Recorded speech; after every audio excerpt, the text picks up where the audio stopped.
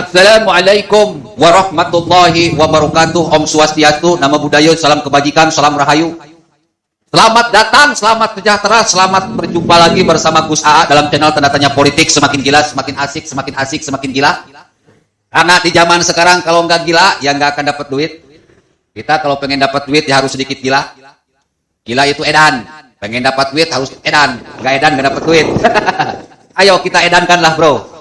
Biar bangsa dan negara ini, bangsanya itu bisa banyak duit. Makanya kepada seluruh rakyat Indonesia dari Sabang sampai Merauke, ayo kita jadi orang-orang yang edan. Hidup edan. Namanya juga zaman edan bro. Zaman edan ya kita harus edan. Ada pertanyaan, Ustadz, kenapa sih kita harus kurban? Bukankah kita ini sudah zakat? Kita sudah sedekah? Kita sudah banyak infak? Kenapa harus kurban? Maka jawaban yang pertama, kurban itu pengganti dari haji, Bu. Al-Islamu khamsyatun syahadah. Asyhadu an la ilaha illallah wa asyhadu anna Muhammadur Rasulullah wa iqamis salah wa iyatu zakat wa shaum ramadan wa hijjil baiti man istata'a sabila. Nah ini, wa hijjil baiti man istata'a sabila. Kalau sanggup pergi ke haji. Kagak sanggup kurban. Kurbannya apa Ustadz? Unta. Gak sanggup unta, sapi. Gak sanggup sapi, kambing. Gak sanggup kambing, tunggu pembagian daging kurban. Jadi untuk orang-orang yang berduit wajib.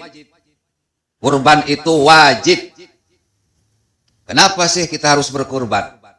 Kenapa kurban diwajibkan? Karena kurban itu merupakan salah satu perbuatan yang sangat dicintai oleh Allah. Karena kita memberi hadiah kepada Allah Subhanahu wa Ta'ala. Siapa yang punya rasa cinta kepada Allah yang sangat besar, tidak hanya satu kambing, 100 kambing gak masalah. Tidak hanya satu sapi, 100 sapi gak masalah. Tidak hanya satu unta, 100 unta gak masalah. Demi mendapatkan cinta Allah, maka apapun dikorbankan. Tapi intinya gini bro, kalau kita benar-benar ingin mendalami secara makrifat, secara mendalam tentang kurban ini, ada makna yang terpendam di dalamnya, ada makna yang tersirat di dalamnya, ada intisari yang harus kita ambil untuk dijadikan pelajaran bagi kita semua. Apa itu? Kurban punya fungsi untuk menghilangkan sifat kebinatangan yang ada pada manusia. Makanya yang dikurbankannya binatang. Ya, Bu. Yang dikurbankannya binatang. Kenapa harus binatang? Ya, untuk menghilangkan sifat binatang yang ada pada diri kita. Pertanyaannya apa yang dimaksud dengan sifat binatang? Sifat binatang itu ada dua. Qalu ataj'alu fiha may yufsidu fiha wa yasfikud dima. Sifat binatang itu pertama bikin kerusakan. Itu sifat binatang. Yang asalnya adem-adem jadi ribut. Yang asalnya kalem-kalem jadi saling sikut.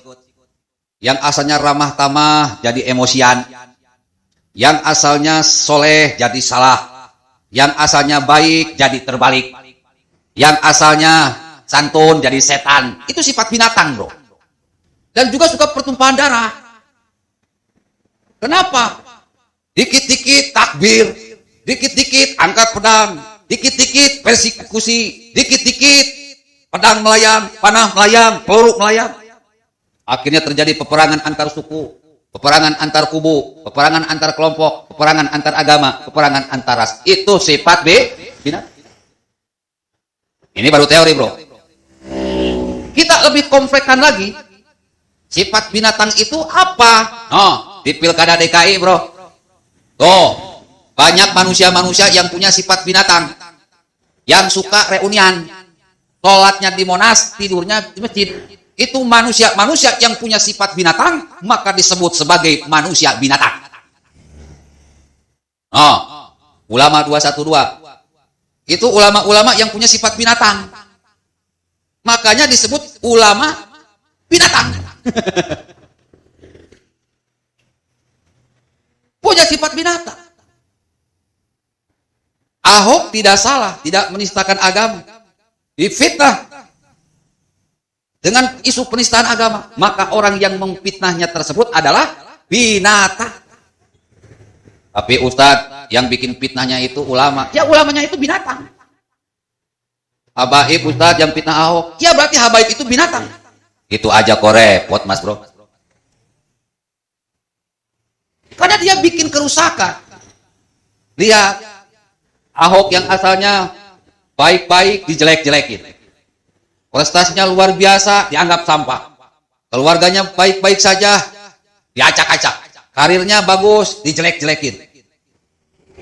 Dia tidak salah dibuat salah. Orang-orang yang memenjarakan Ahok dan memfitnah Ahok semuanya adalah binatang. Baik dia ustadz, ulama, kiai, ajengan, habaib, baik dia oposisi, pejabat yang terlibat ke dalam aksi penjarakan dan penghinaan memfitnah Ahok, mereka semua adalah binatang.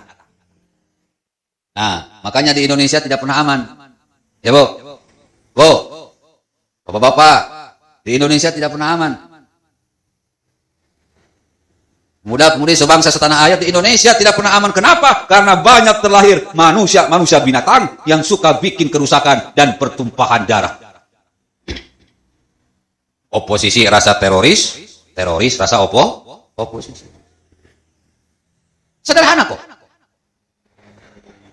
Oleh karena itu, hampir-hampir saja Indonesia hancur lebur terlibat perang saudara. Kalau Indonesia perang saudara, maka Indonesia akan seperti Suriah, Libya, Irak, Iran, Yaman, Palestina. Negaranya ada, tetapi bentuknya medan perang. Rusak semua. Jadi mereka ini orang-orang khilafah, mereka itu manusia-manusia binatang. Ulama 212 dan pendukung 212 mereka itu manusia-manusia binatang. Sifat binatang yang ada pada diri mereka hampir-hampir saja menghancurkan Indonesia. Berbahayanya manusia kalau punya sifat binatang, maka sifat binatang yang ada dalam diri manusia dikurbankan. Dengan simbolik binatang dikurbankan. Sifat binatang yang ada dalam diri manusia harus dihilangkan. Karena kalau nggak dihilangkan, bahaya. Jadi harus dihilangkan. Simboliknya, kambing yang dipotong. Sapi yang dipotong. Unta yang dipotong. Itu secara simbolik. Sifat binatang yang ada dalam diri manusia harus dihilangkan. Karena kalau manusia sudah jadi binatang, jadi manusia binatang, negara Indonesia yang indah ini, gemah ripah loh jenawi atau kentrem ketora harjo, bisa dulu lantah. Negaranya ada, tetapi bentuknya medan perang. Yuk, kita semua rakyat Indonesia dari Sabang sampai Merauke, kita hilangkan sifat binatang. Kalau kita bisa menghilangkan sifat binatang yang ada dalam diri kita, maka akan muncul sifat kasih sayang kepada seluruh bangsa Indonesia.